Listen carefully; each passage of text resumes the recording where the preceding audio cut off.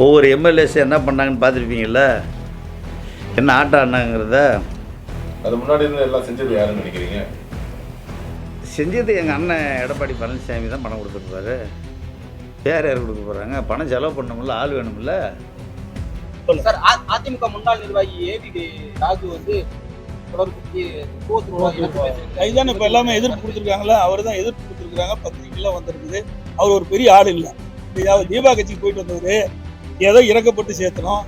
அவர் ஏற்கனவே இதில் இல்லாத ஒரு மனநிலையில் இருந்தார். அவர் உடல்நல சரியில்லாத இருந்தது, அதனால் அவர் விட்டு வச்சிருந்தோம்.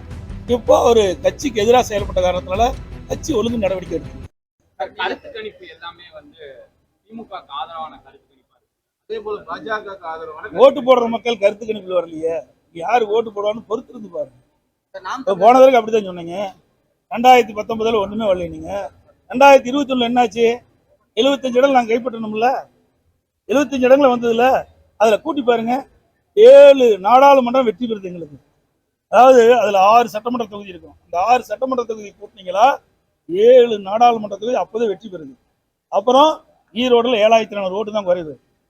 சிதம்பரத்துல 384 தான் குறையுது. இந்த 6 ஒரு சிதம்பரம் பாராளுமன்றம்னா 6 சட்டமன்றம் இருக்குது.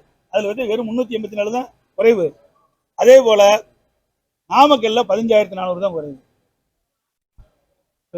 கள்ளக்குறிச்சியில 20,000 தான் குறையுது. வேலூர்ல 27,000 தான் குறையுது. இதெல்லாம் எப்பன்னா 2021 சட்டமன்ற பொதுத் தேர்தலும் போது 10 ஆண்டு காலம் நாங்கள் ஆட்சியில் இருந்தோம். பல்வேறு விமர்சனங்களை செஞ்சாங்க. 520 அறிவிப்புகளை திராவிட முன்னேற்ற கழகத்தின் சார்பாக திராவிட முன்னேற்ற கழக தலைவர் கவர்ச்சிகரமா அறிவிச்சாங்க. அதை நம்பி ஓட்டு போட்டாங்க. அந்த காலகட்டத்திலேயே நாங்கள் ஜெயிச்சு வந்திருக்கிறோம். இந்த 3 ஆண்டு காலத்துல இந்த ஆட்சி மேல கடுமையான வெறுப்பு, மக்கள் வந்து கொதிச்சு போயிருக்கிறாங்க. விலைவாசி உயர்வு, கரண்ட் பில் உயர்வு, சொத்து வரி உயர்வு, வீட்டு வரி உயர்வு, கடை வரி உயர்வு, அதே போல எல்லா வகையிலும் சட்ட ஒழுங்கு மிக மோசமான நிலை இருக்குது. இப்படிப்பட்ட நிலையை தான் நம்ம தேர்தல் சந்திக்கிறோம். அதனால எங்களுடைய கூட்டணி மிக பிரம்மாண்டமான வெற்றி பெறும்.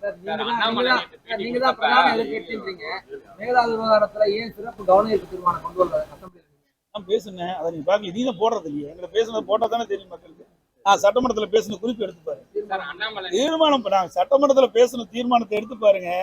என்ன பேசியிருக்குன்னு பாருங்க. மேகதாது என்ன நடந்ததுன்னு போது பாருங்க. அனைத்து இந்திய அண்ணா திராவிட முன்னேற்ற கழகம் இருக்கும்போது அவதூறு வழக்கு சொன்னான்.